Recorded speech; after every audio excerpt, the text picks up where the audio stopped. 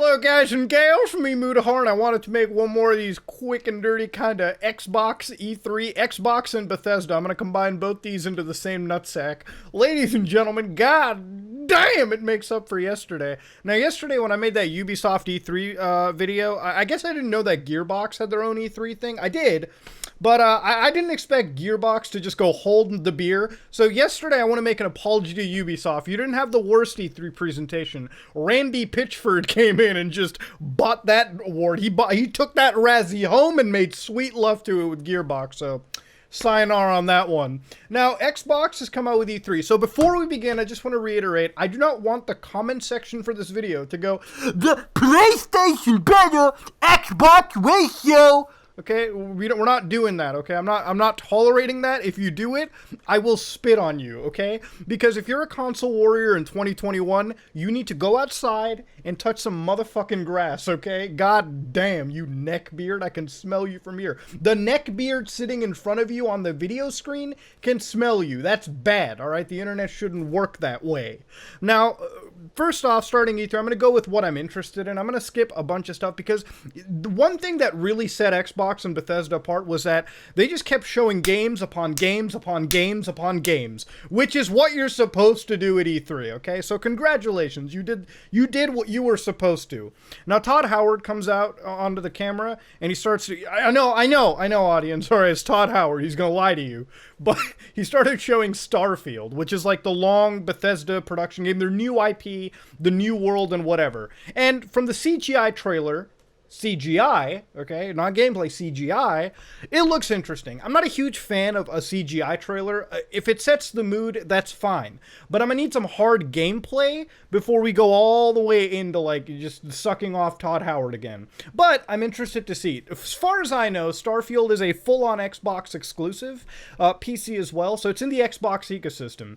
No one can say Xbox has no game. Xbox bought out Bethesda for like billions of dollars, so you can comfortably assume that the next several Bethesda games that come out are going to be exclusive to the Xbox system, so consoles and the PC. So Starfield looks fine, but what really was awesome was Stalker 2. Now, Stalker 2 came out with a gameplay trailer. What a novel concept. So Stalker 2 basically is, if you haven't played the Stalker franchise, there's like 3 games. They're all really good. I played through half of one, and I have no idea why I didn't finish it. I think a lot of things came up in my life, but Stalker is kind of like Metro, except way more on crack, way more of a, I would give it a realistic vibe in terms of how its combat is, in terms of how its AI is, and whatnot. So Stalker is a good game. If you've never played them, I think they cost like $5 on Steam, so give it a try. The games will run on your grandma's pacemaker at this point, so it doesn't matter. Now, Stalker 2 looks like it has these Escape from Tarkov vibes. Like, they were showing the 60-frame gameplay of like an actual like combat war, like combat inside a location, like inside a warehouse, against actual appears to be human enemies, and it had good gameplay. Like, to be honest with you, it felt really hectic. It almost felt like there was some weird stormtrooper aim going on, but then again, it's an E3 presentation, so whatever. It looked fine. You know, it feels like something I'm definitely going to play when it comes out on Game Pass. Like, all these games, as far as I know, are coming out. Pretty cool.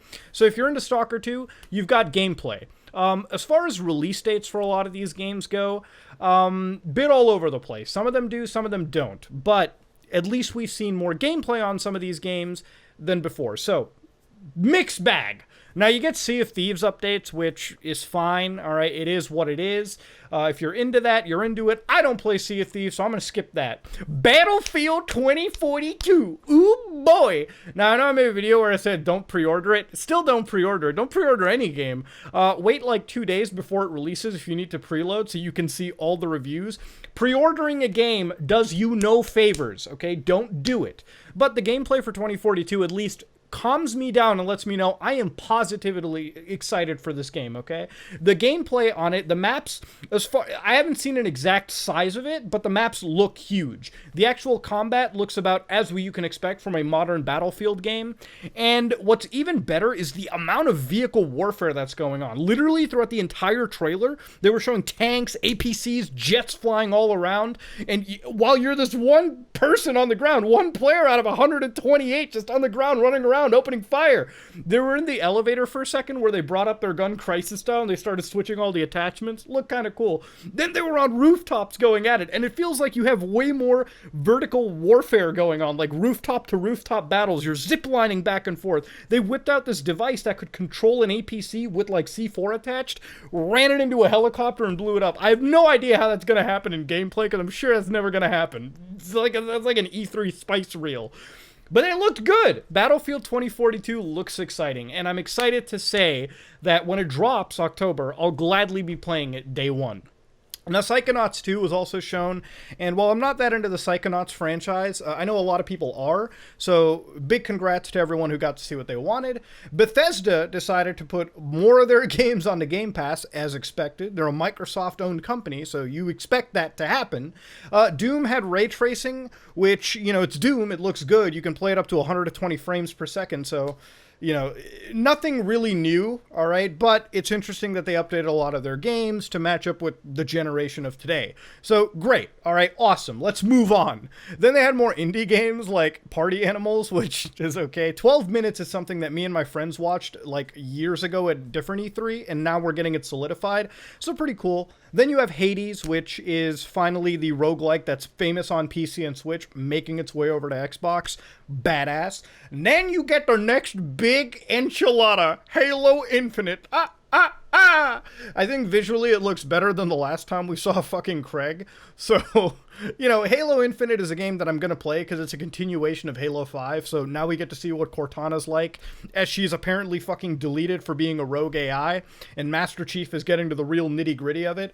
They're on a new Halo ring, which is like the biggest environment they've ever made. Visually, it's got the same classic Halo art style. Again, it looks a lot better, in my opinion, than what it did like a year ago when we made fun of it.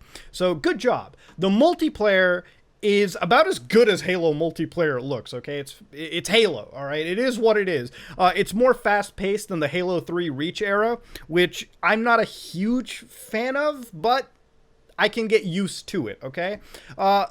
Actually saying that, I'm not so excited for the Halo multiplayer as I am for the single player, which is weird, because usually I'm excited for both aspects. Halo Infinite's going to be a weird one. I'm positive about it. I'm positive for it. I just hope that 343 doesn't fuck it up. Halo does not have another chance after this to keep its franchise going. It's either now or never, which scares the piss out of me. So apparently they do have the multiplayer launching as a free-to-play component at the same time as the single-player component. Just make one game and call it a day, guys. Just stop complicating it, Microsoft. Christ, all right? Make this a good Halo game so we can have a good return to the franchise. Fuck. Far Cry 6 showed its gameplay, and it's Far Cry, dog. You blow shit up and take over outposts. Am I going to be getting it day one? Fuck yeah. Am I going to be playing a co-op with my buddy Nick Mangoes? Hell yeah.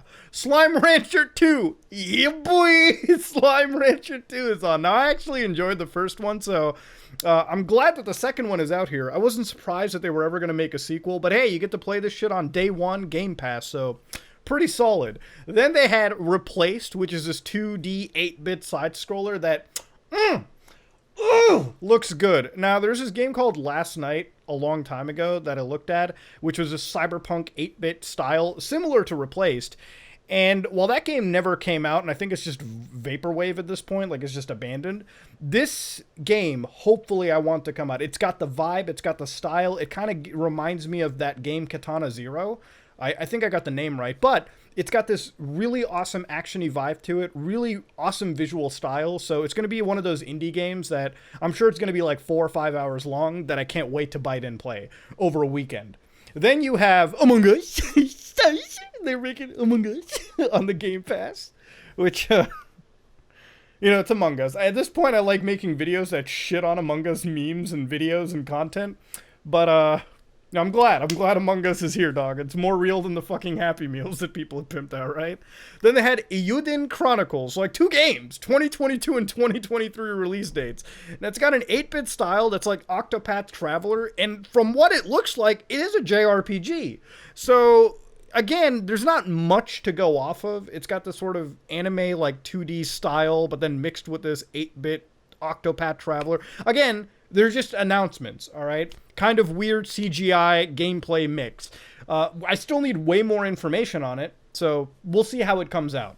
Then you've got Age of Empires 4, which it's a PC exclusive, as expected, and it's Age of Empires, man. You know, you do Age of Empire things. It's an RTS. I haven't played Age of Empires since the first one, so am I that excited? I don't know, but maybe I'll wololo one more time. Who fucking knows?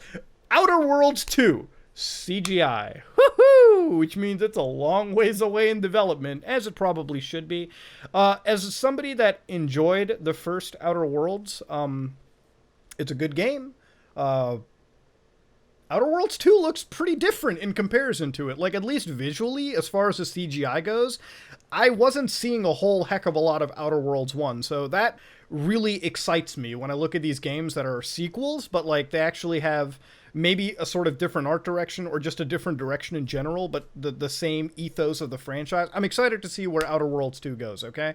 So that's going to be a while off from now, probably around the time Starfield comes out, which is, like, end of next year. We'll see then, okay? We'll see. Forza Horizon 5, although it's in Mexico, buckos, and it looks really good. Like, visually, this might be the best game Xbox has shown at E3. And I know, it's a racing game. Of course, all they have to do is render cars in a beautiful environment. But as a fan of the Horizon franchise, I love all these games that Microsoft has released up until this point. Horizon 5 Mexico, unexpected place. I thought they were going to hit up like Dubai or something or whatever, maybe Japan, so we can like, you know, run down the canyons. But Mexico is great for me. Mexico has a lot of awesome locations, absolutely beautiful country in real life, and they reflected it beautifully in this game. They even showed some of the gameplay and how everything like interweaves really well, which doesn't blow me away that hard because we've seen it in the last two Forza games. But they also have a track builder, which they promise you can do some real wacky shit with. So they've got Forza Forge at this point, and we'll have to see what the community can come up with. And it's interesting, you know.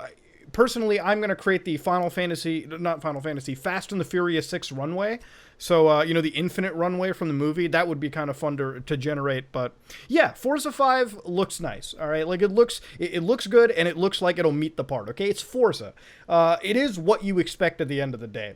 Then you've got Game Pass announcing like a shit ton of games. Literally today, if you have Game Pass, you can download Yakuza Like a Dragon. So I don't know why the fuck you're still watching the video after I said that. You should go to your Xbox, if you have one, with Game Pass, if you have the service, and start playing some fucking Yakuza, you know what I mean? Goddamn. Then they had this game called Redfall, which I'm not interested about. Like, it looks cool, but it just looks like another one of these squad-based shooters that I could give a fuck about. Like, they had Back 4 Blood as a CGI trailer, and it's like, unless you show me gameplay, I'm not, like, jerking off. Honestly, Redfall, half the time I was watching it, looked like a Fortnite content update, so we'll see, right? We will see when it's not CGI any longer and it has some gameplay for it. And last but not least, the best reveal of all was the Xbox mini fridge. Goddamn, Microsoft is really sticking it to the fucking meme this time. We used to joke about the mini fridge. Now it's an actual premium purchasable product. So get excited, buckos, because Xbox and Chill is coming to a neckbeard nest near you. Now, that said, I want to talk a little bit about the Square Enix E3 reveal.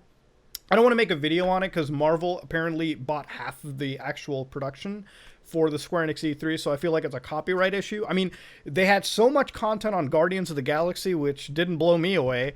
They wanted to make updates to the Avengers game, which, okay, congrats to the 4 people that were playing that game at this point. Good job. And then they had some Final Fantasy demo that apparently came out corrupted on the PlayStation 5, so that's a fucking meme and a half. But yeah, that's E3 so far. And I don't know if Sony will do an E3. I think they actually ducked out of it. I don't know if Nintendo does it or they do a direct. Point is, this E3 made up for yesterday's day, okay? Ubisoft and Gearbox must have really shit the bed that day. Xbox came out and was like, let's just show games. And games they showed. And so far, I got to give it to Xbox. They had a great kick-ass E3 presentation. And I'm excited as an Xbox, player to play some of these games coming out later. And again, I want to reiterate, if you're going to turn my comment section into a turf war between which plastic box is the best, Minecraft 2 just fucking released, by the way. It's called Going Outside and Touching Some Goddamn Grass, okay? So ladies and gentlemen, remember code SOG at gfuel.com for happy days. This is me, Mutahar, and I am